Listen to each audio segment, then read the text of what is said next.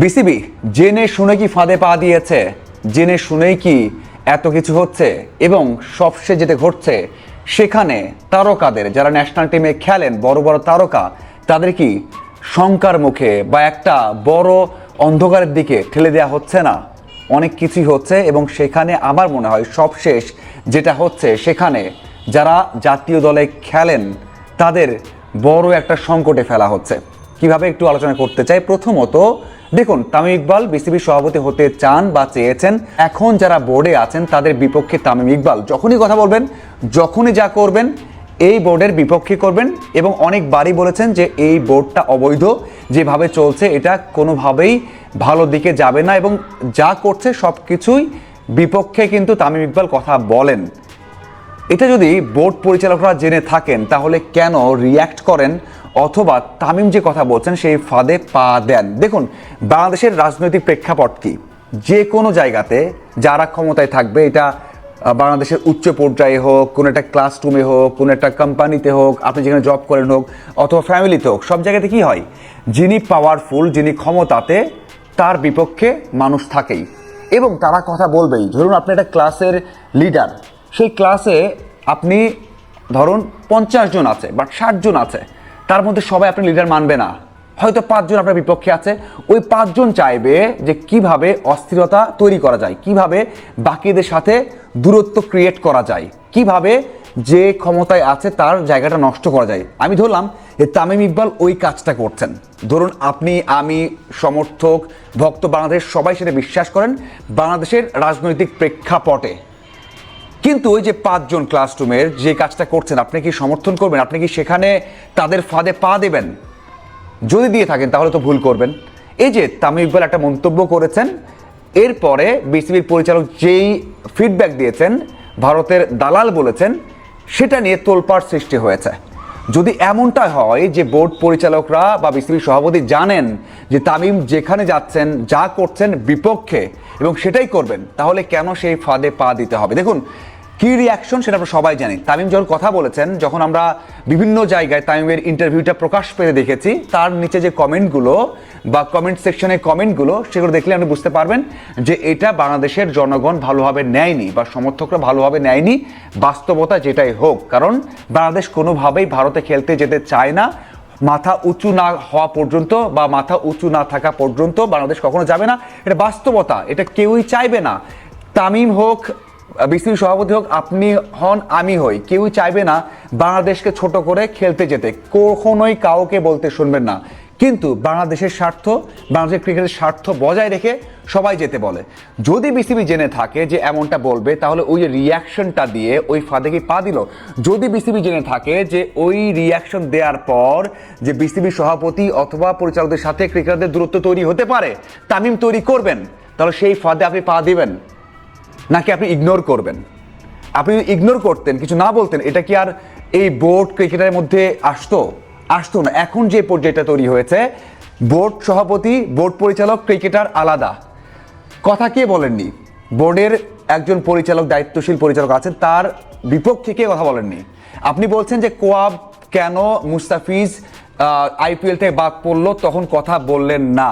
দেখুন, কোয়াব তো মুস্তাফিজের সাথে কথা বলেছে, এটা আমরা সবাই জানি যে মুস্তাফিজকে বলা হয়েছে যে ইন্টারন্যাশনাল যেই অর্গানাইজেশন আছে তাদের সাথে কথা বলে আইপিএল এর কাছ থেকে ক্ষতিপূরণ ম্যানেজ করা যাবে, মানে এটা 100% পাওয়া যাবে। কিন্তু মুস্তাফিজ বলেছেন না, দরকার নেই, আপাতত কোনো কিছু দরকার নেই, দরকার হলে আমি আপনাদেরকে বলবো। তারপরে মেনে নিচ্ছি যে মুস্তাফিজের ইস্যুতে কোয়াব কেন পোস্ট দেয়নি, এটা ভুল করেছে। মুস্তাফিজের এই বিষয়টা ক্লিয়ার করা দরকার ছিল। কিন্তু যখন বিসিবি সভাপতি বিভিন্ন জায়গায় বলছেন যে আমরা তো কোয়াবের কাছ থেকে কোনো রেসপন্স পাইনি, শুধু কোয়াব না, এখানে রেসপন্স যখন পাননি, বলছেন যে মুস্তাফিজের ইস্যুতে কোনো স্টেটমেন্ট দেওয়া হয়নি। স্টেটমেন্ট কিন্তু এখন সবাই দিয়েছেন, তাসকিন, মমিনুল, মিঠুন, সাইফ হাসান, শামীম, তাইজুল, শান্ত, সবাই দিয়েছেন, মানে ন্যাশনাল টিমের সোহান, সবাই দিয়েছেন। যখন আপনি কবের কথা বলছেন রিয়াকশন দেয়নি, তার মানে রিয়াকশন তো তারকারাও দেয়নি। এই যে দূরত্ব তৈরি হয়ে গেল।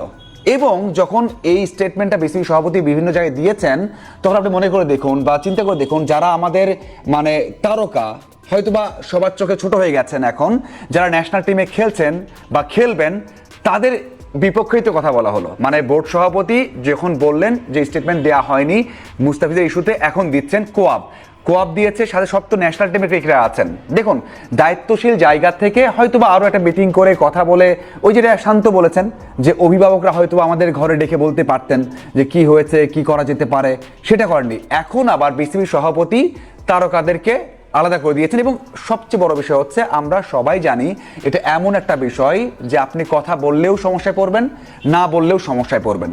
কথা বললেও আপনার বিতর্ক হবে বা তর্ক হবে, কথা না বললেও তর্ক হবে, বিতর্ক হবে। সেই ক্ষেত্রে যখন তারকাদেরকে বলা হচ্ছে তারা এখন স্টেটমেন্ট দিয়েছে, আগে দেয়নি, তার মানে কি হলো? তার ওই তারকারাই তো একটা সংকটে পড়ে গেল।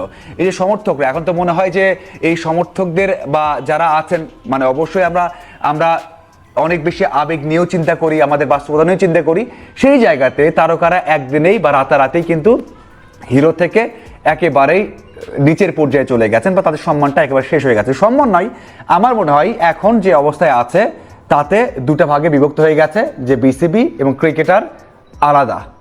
আগে ছিল একজন পরিচালক, এখন বিসিবি সভাপতি। আজকেও আপনারা দেখবেন বিভিন্ন জায়গায় স্টেটমেন্টে যে কোয়াপ কেন মুস্তাফিজ ইস্যুতে স্টেটমেন্ট দেয়নি, এখন দিচ্ছে।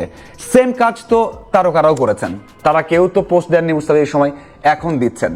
তো এই যে আলাদা হওয়াটা, মানে যদি তামিম ইস্যুই হয়, তামিম যদি চেয়ে থাকেন যে বোর্ড এবং ক্রিকেটারদের মধ্যে একটা দূরত্ব তৈরি হবে তার স্টেটমেন্ট দেওয়ার পর, তাহলে সেই স্টেটমেন্টটাকে গুরুত্ব দিয়ে বিবেচনা করা এবং ক্রিকেটের এগেনস্টে কথা বলা, তাতে কি হলো? তামিমের সেই ফাঁদ তো সফল হলো না? অবশ্যই হলো। যেটা আমরা বাংলাদেশের প্রেক্ষাপটে, আপনার বাসা, আপনার ক্লাসরুম, আপনার কোম্পানি, যেখানেই দেখবেন সেখানেই এই জিনিসটা পাবেন আপনি, যে আপনি যখন পাওয়ারফুল থাকবেন, আপনি যখন ক্ষমতায় থাকবেন, আপনার এগেনস্টে থাকবেই তারা অস্থিরতা তৈরি করবে। যদি আমি তামিমকে সেই জায়গাতেই দাঁড় করাই যে তামিম ইচ্ছা করে এবং বুদ্ধি করে এই কাজটা করেছেন, তারপরেও তো আমার মনে হয় যে বোর্ড এখানে ব্যর্থ হয়েছে।